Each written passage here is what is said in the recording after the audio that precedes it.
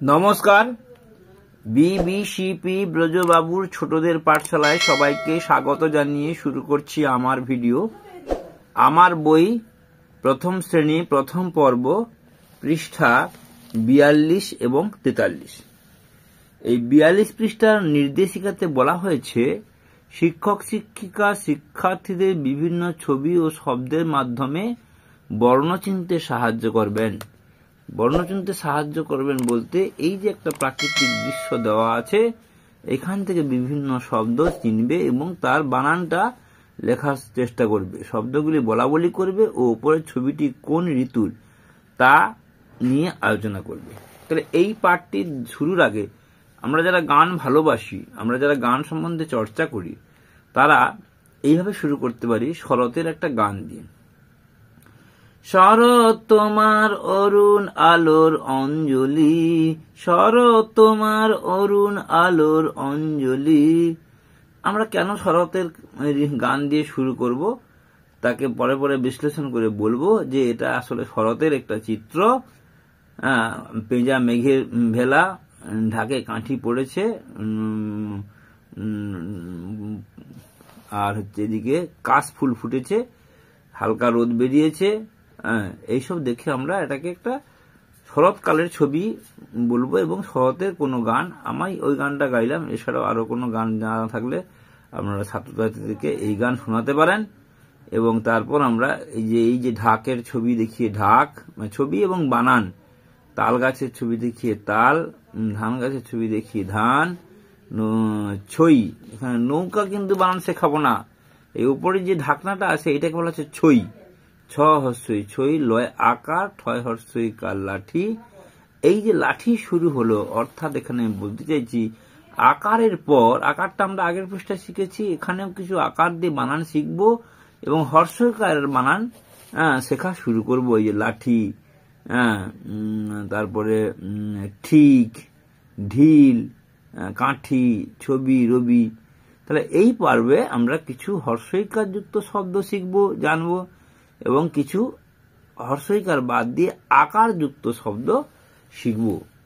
এখানে যেমন পাখির ছবিটা দেওয়া আছে, কিন্তু এখানে পাখির ছবি দেওয়া নেই, পাখি বানানটা দেওয়া নেই, তাই আমরা পাখি বানানটাও শিখে নেব, খুঁজে খুঁজে দেখবো আর কোন বানান থেকে গেছে যেটা কিনা আমাদের এখানে ছবিতে আলোচনা করা সম্ভব হয়নি বা করা হয়নি।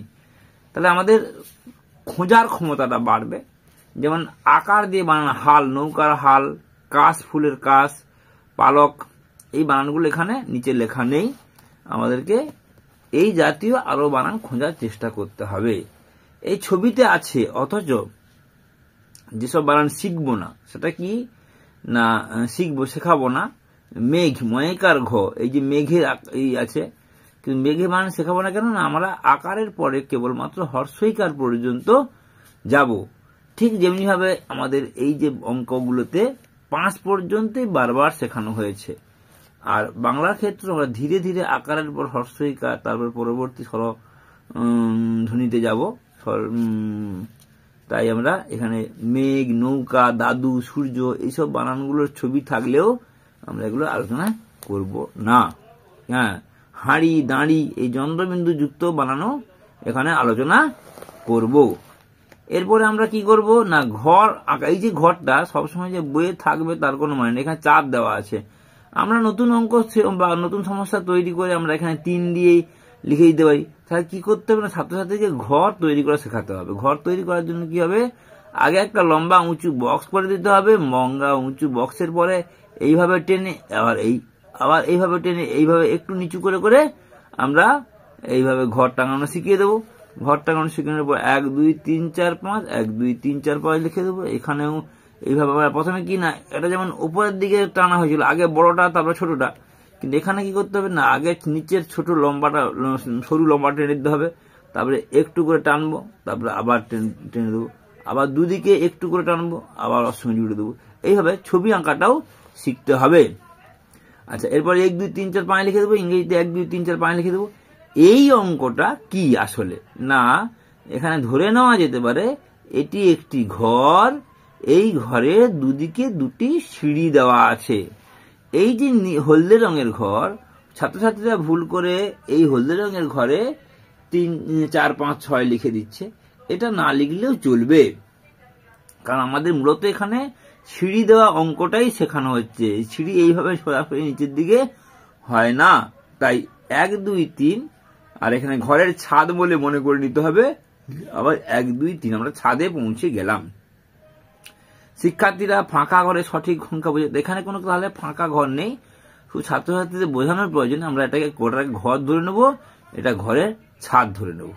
তাহলে এইভাবে আমরা নিখুঁত বিশ্লেষণ করে আমরা 42 পৃষ্ঠা এবং 43 পৃষ্ঠা সম্বন্ধে জানলাম। আবার পরবর্তীকালে পরের পৃষ্ঠা নিয়ে দেখা হবে। সবাই ভালো থাকবেন। নমস্কার, ধন্যবাদ।